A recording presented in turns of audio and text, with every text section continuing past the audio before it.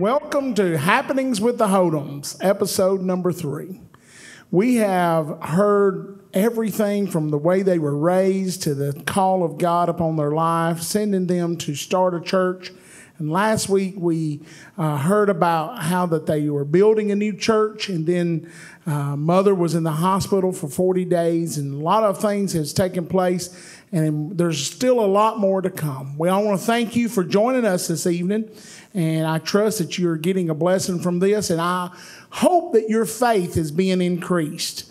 Our God is the same yesterday, today, and forever. If he's ever spoke, he still speaks. If he's ever healed, he still heals. So whatever you need, you can trust him. Trust in the Lord with all your heart. Lean not unto your own understanding, but in all your ways acknowledge him, and he shall direct your paths. We've got a couple here today that has done just that. They've trusted God a lot of times when it didn't even make sense. But God don't work on man's abilities. God's abilities are way exceeds anything man can do. Last week we talked about building the new church, and during this time I think that y'all had started church under a shade tree, and then you had then moved into a living room, and you had 11 to 13 people come in there, and then you'd built a 24 by 40 block building, and I think you moved into the church the first Sunday of January, if I'm correct. Right. What was the name of the church? It was Hickory Springs Holiness Church. Okay. And that was a landmark. There was just past the church going out of town. In fact, you were almost at the end of the power lines when you got to there. Just thousands of acres of timberland from there on out, and housing stopped. But just past the church, maybe 150 yards down where we built the house then in 79, there was an old hickory tree that had been caught in the freeze of 39 probably, and it bowed it over, and it leaned across the road, pointed down the hill with the top of it to a spring. And it was a ever-flowing spring, and people stopped under the tree and rested their horses during horse and wagon days, and they'd walk down the hill behind where I built that house and get them a drink out of the spring, and sometimes bring some back to the horses, they said. And so it was just a natural. It was Hickory Springs. That's what it was noted for, that area, little area right there. Although a lot of people called it Bonaire because halfway to town was where the old Bonaire Land Company was headquartered back in earlier days. So a lot of folks called it the church at Bonaire. Okay. But the official name was Hickory Springs. That's right. There after that tree and springs. Now, when you guys moved into the church in January of 1972, prior to this, y'all had been having Sunday night service, and you'd been coming here to Gospel Tabernacle on Sunday morning. Did you change your schedule then to having Sunday morning, Sunday night? What was your church schedule like? We immediately began Sunday morning service and Sunday night, and then we had Friday night instead of a Wednesday night service. We did that on purpose so that we could have visitors from other places. And, of course, we was about 70 miles from most any church that would visit with us, Pentecostal church, and over around the Lexington area and Savannah, and it wasn't that far to Savannah, but most of the churches, of course, are 70 miles from here. So if we had Friday night service, we could get visitors on their off night, and then we could also visit on Wednesday night. And we went to church everywhere. Everywhere we could get a little word of God, we'd go. So you was going to church, and I know that. I grew up doing that. But at this time, it was prior to me being born. You had been working for TVA. You had told us in the earlier episode about how that you'd been working for TVA, and you'd got promoted to be operator, and so you was working swing shift. How does that work about being a pastor of a church? Well, it really doesn't. And after I'd passed my operator's exam to be a unit operator, they offered me a setup at some other plant, and usually that's the customary thing. You move to get a setup. And I was already going there and having church. So I said, no, I don't want to go. Just within a few days, I got another offer at another plant. And I said, no.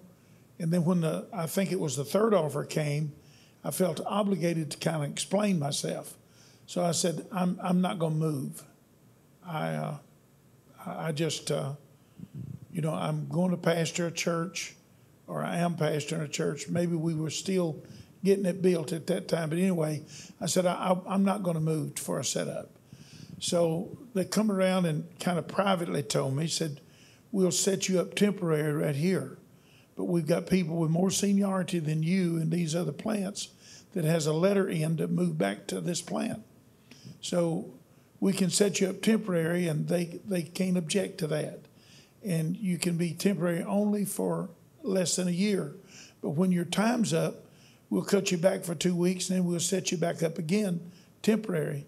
Well, I got to thinking about that. That would have been a dream job. And they said, we'll do that until they get discouraged and withdraw their letter, and then you'll have a permanent job here as an operator. And I thought about it, and I thought of them people being disappointed, and I wouldn't be treating them right. And I said, no, I'm not going to do that. So the operating supervisor said, well, you send a letter to Chattanooga and tell them that you don't want to be offered any more setups, and if you're not going to take them. And I said, okay. He said, that's not treating them fair either. They have to put you in front of everybody else when you're not going to take it, and we know you're not going to take it. So I went to the personnel manager, and he drafted a letter. I signed it, sent it to Chattanooga, and then I don't know how long it was after that. Things went on fine, and the operating supervisor called me, and he said, I have a job offer for you. And I said, but Mr. Shaw, I told them I sent that letter that I wouldn't accept another job offer, so not to send me one. He said, I told them to offer you this job. And I really need to let her tell you how this come about. Okay. And then I'll tell you about the job. Please. Well, we were young, and I didn't know what we would do if he quit, because he had a very good job. And I had a dear, sweet lady in the church that I went to, Sister Vera Adams. She's gone on to be with the Lord. But she was a lady of faith. Now, when I say that, I'm telling you, she was a lady of faith, and I knew I could depend on her to help me pray. But I will tell you just a little bit about her. She had told me that, about praying that somebody would come by and get them, because they were poor. We was all poor. I mean, they were poor. And she didn't have any money to buy gas. And she told me, she said, you see that hill out there? My car was sitting this way, and the gas tank was on the upper side. On Sunday morning, they didn't have anybody call to offer to come get them. And she thought, I'm going to miss church. I'm going to miss church. But she said, when I woke up, there was gas running out of my tank down Wow. the side. Now, I'm telling y'all, nobody didn't fill it up for me either. I know. But she had a wreck one time. They had a wreck on the way to church one Sunday morning. No, it was Sunday morning, wasn't it? Sunday morning. And it was bad weather. I think it was maybe icy or something. It was on State Line Hill, a bad wreck. Anyway, they carried them they didn't make it to church, and we got the word then. They had carried them to Iuka. Her back was broken in 3 places. It had scalped her, and I don't know what all else, but they sent them on to Memphis as soon as they could stabilize them. And they said, they asked them, the family said, what kind of religion is she? And they said, Pentecostals. They said, well, we know one thing. When she left here, she was talking in some kind of language we didn't understand. But anyway, she went on to Memphis, and we prayed. It was a very serious situation. And we all come to church that night. We just all went to the altar and started praying. And the Lord, after we prayed, all of us quit at the same time. And the Lord spoke to me. He said, Sister Adams was going to be all right, and she'll be back soon. I said, okay. So the pastor had went to Brother Hodom, and he told him, said, I'm afraid she's dead. I'm thinking, okay. The spirit of prayer just lifted. It just lifted, and he said, I'm afraid she's dead. Well, in my mouth, I just told him, I said, the Lord said that she's going to be all right, and she'll be back soon. And I didn't know he'd told him he thought she's dead. But really what happened, they come out, and doctors came out and told them that she was dead. And they went About back that in, time? and yeah, about that At time. 8 o'clock, At yeah. 8 o'clock. At 8 o'clock. And when they went back in, she was alive. But not only that she didn't have any more broken back. Her back was okay. She was home in a week's time. And I don't remember exactly how long it was before she come to church, but she was back to her home in a week. And the Lord moved mightily. But she was a praying woman. I knew she was a praying woman. So I went to her and I said, Sister Adams, I've got a special request. I said, I've asked Brother Hodum about a job, and he's going to quit. And there's not but one job that has straight day shift, and that's the instructor's job. Of course, he was number one in his class. I will have to brag on him. He studied that steam plant. It was his passion. He was number one in his class. He had no marks against him. He got eligible for every setup because, you know, they had invested a lot in him, but he had invested a lot in that plant, and they knew it. And I said, there's only one job that's straight day, and it's the instructor's job. And he says he doesn't qualify for that. He's got to be several levels above. But I said, we're not going to talk to them. We're going to talk to God. She said, honey, I'll help you pray. Okay, And she did. Before we go further, I want to make something clear here. You had a good job working with TVA.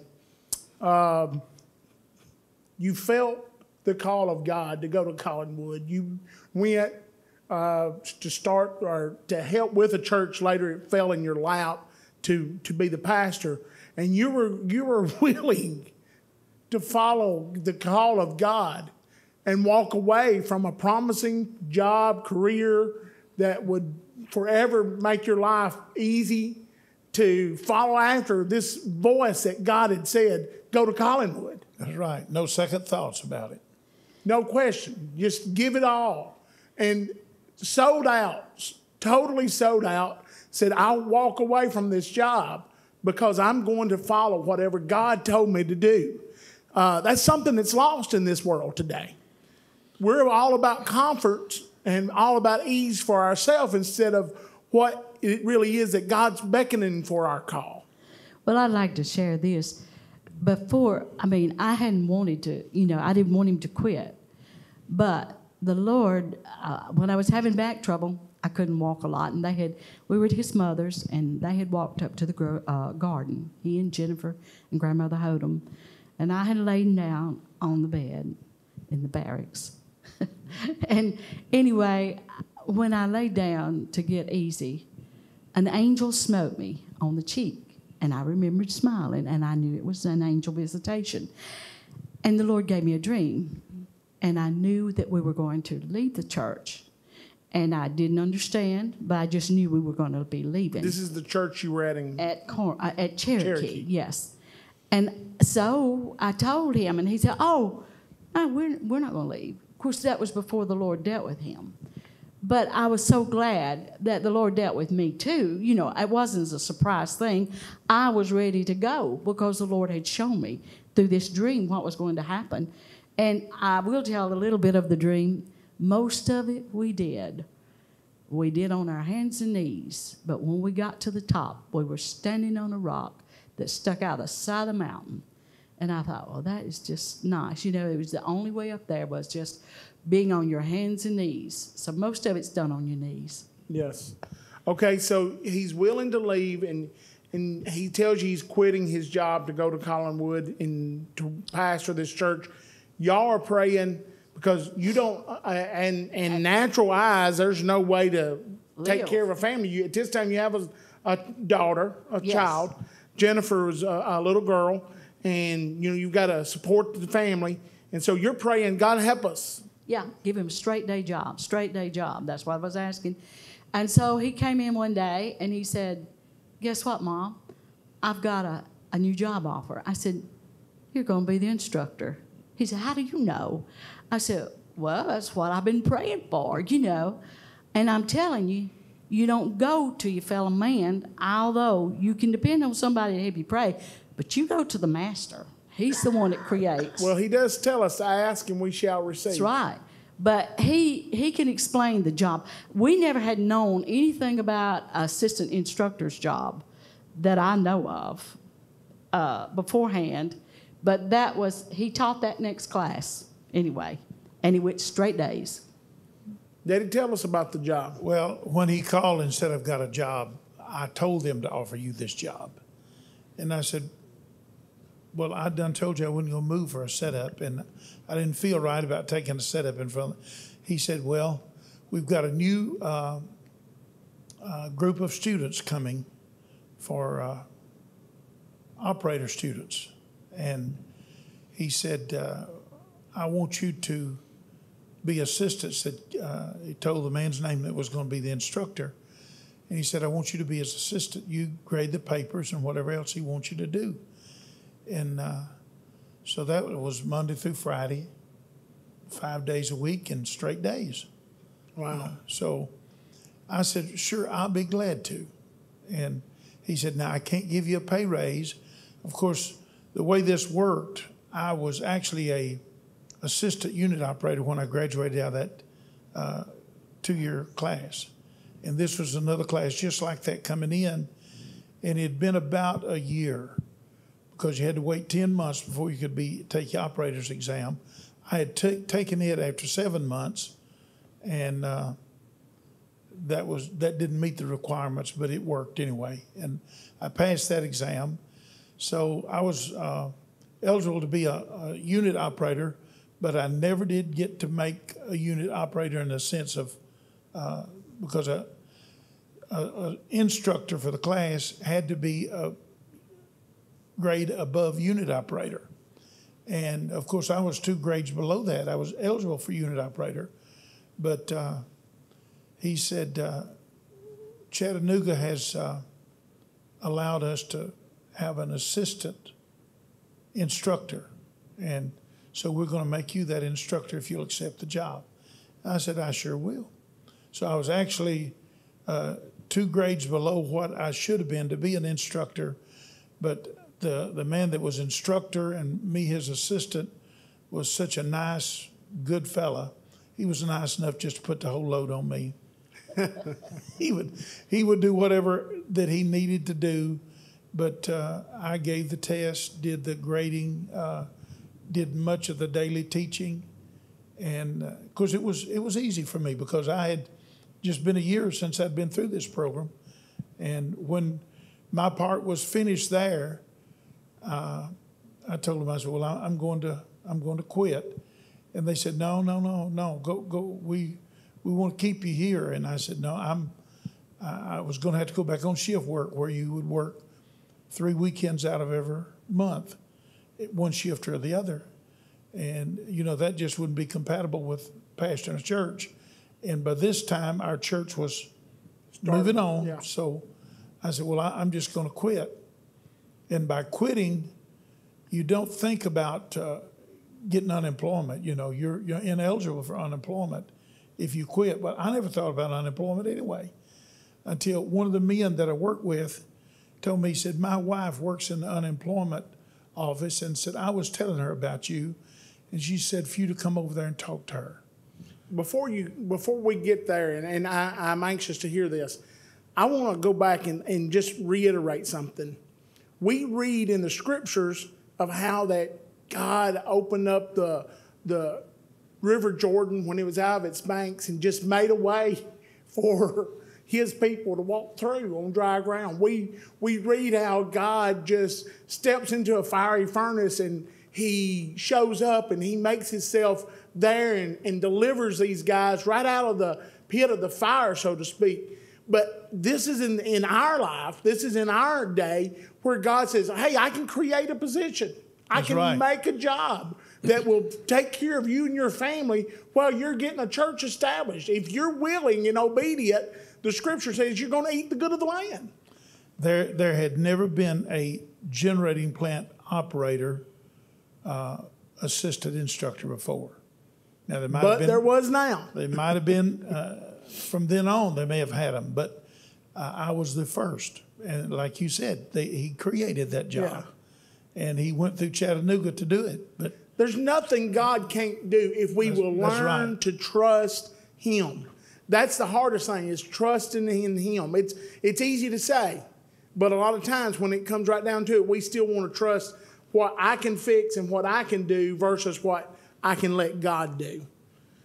So here you are, you're going to quit now after this. This is a 2 years later or a year later, and you're going to quit, and you hadn't even thought further. Again, it's amazing to me because, I ain't worried about unemployment. I'd never had to look for a job. I mean, when I hired in for the steel mill before I worked for TVA for a short period of time, I worked in Gary, Indiana at the steel mill.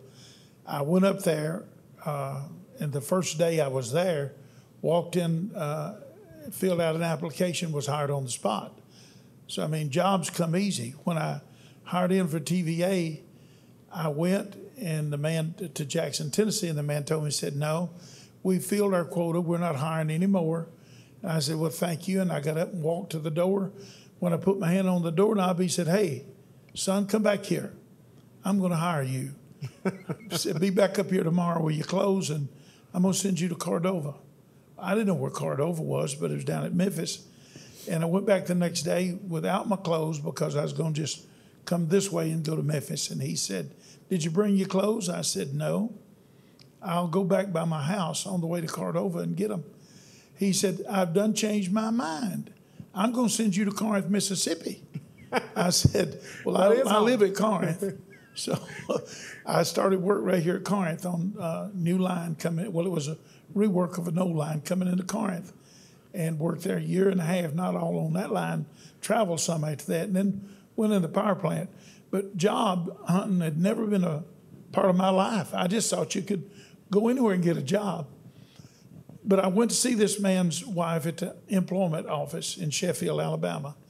When I got there, the line was plumb back out on the street. And I had to wait. Much like today. I had to wait to get in the building. And when I did finally get in there, asked to speak to this specific lady, I don't remember her name. I sat down and I told her, she said, I'm going to sign you up for unemployment. I said, ma'am, I don't want no unemployment. All I want, I'm going to get a job. I'm moving to Tennessee, and I'm going to get a job. She said, sir, there are no jobs to be had. You're going to need all the help you can get. There is no way that you can get a job. There's none available. And I thought, well, she just don't know. And I said, but I'm not eligible for unemployment anyway because I quit. It wasn't, I didn't get fired or I didn't get laid off. She said, but my husband told me why you quit, and I'm going to help you. So I drew the maximum unemployment. And again, the blessing of the Lord. That's right. And I don't know how long, but I hunted for a job every week. I looked for a job. And it was just like she said, there was none available. Finally, one of the men in the church got him to hire me at the steel fabricating plant where he worked. When you quit, did you move at that point to Wayne County, or were you still living in? I moved shortly after that. Okay. Now, I may get some of those things. That's been 50 years ago. Yes. So I may get some of the timing twisted a little bit right there, but I think it was I moved on April the 1st, 19... You quit in December because we didn't know. You quit in December. We didn't know that we were expecting John, but your insurance covered him because I was 1 month along when he quit. And when I found out I was expecting, his insurance that he had covered. That's exactly way of the right. Lord making a way. Exactly right. So he had quit at the last, I think, December the 24th. I couldn't get all of that straight. And we started church on the 1st. Can I tell this? I know the time is just about up. Before we left, though, Cherokee, and he was still working rotation shift. He was on evening shift. And the Lord visited me, and this was before we really got, had the built a church at Collingwood. And the Lord spoke to me. I mean, I just woke up. He was on midnight shift. And I just woke wide awake and sat up in bed. Well, I knew the voice of the Lord. I knew the presence of the Lord, but I didn't see a light, but I knew it was the Lord. And I said, "What is it, Lord?" And he spoke to me. He said, "Fear not thine enemies." And I started crying because I said, I didn't hardly know any people where I lived. I said, "But Lord, I don't have any enemies that I know of." Well, I guess everybody's got a few, but I didn't know of them. And I said, after I cried a little bit, I said, "Lord, while you're here, I would like to ask a petition of you." And he didn't say anything, but I knew he was listening. And I said, "I would like for you to bless my husband with the greatest blessing he's ever had." And that was it. And he'd come home soon. And then he's told about what the Lord did for him many times. But I found out that when the Lord tells you something like that, he knows the beginning from the end. He knew what I was facing. I had no idea, but he was preparing me beforehand. Yes. So you're drawing unemployment now, Maximum amount, yeah. and you're looking for a job, and there's no jobs. There is, and first of all, we like to never found a house. Okay. And finally, I waited for a man that had built a new house. Sold ours as soon as we put it up for sale. Yeah, the second person looked at mine, bought it, or the first. First person looked at it, bought it. Probably too cheap. But, we waited for this man to finish his new house and move across into it on another little hill and on Hurricane Creek in Wayne County. We moved in his old house and lived there for until August. We moved in on the first day of April in 1972 Okay. and lived there till August and raised a garden in his garden spot. And after we moved, before the garden got finished, his wife would pick it and have it ready for me, and I'd come by after work and pick up my vegetables that she had gathered for me. And So how long did you have to go without a job? you know, most of that summer, I had a lot of times to pray and a lot of time to fast. We Tell us fasted almost every week. We fasted about 3 days every week. We didn't have a lot of means to buy any groceries anyway, so it was a good time to spend fasting. So we fasted. Wasn't it in Hurricane Creek when you lived there that you had a place up in the woods that you'd go pray? Up on top of the hill, yeah. I didn't consider it one of them high places like they had in the Bible, but it was Yeah. it was a isolated place, and I went up there regularly to pray. Tried to be an Elijah. I would, the Bible said he cast himself on the ground and put his head between his knees. I never could figure out if his knees was on the ground or if he was sitting down, but I tried it all, and tried to be in an humble position before God as much as possible. And then you got a job. Got a job, and I was making $4 a week more than I was drawing unemployment. Cost me more than that to get to the job and back.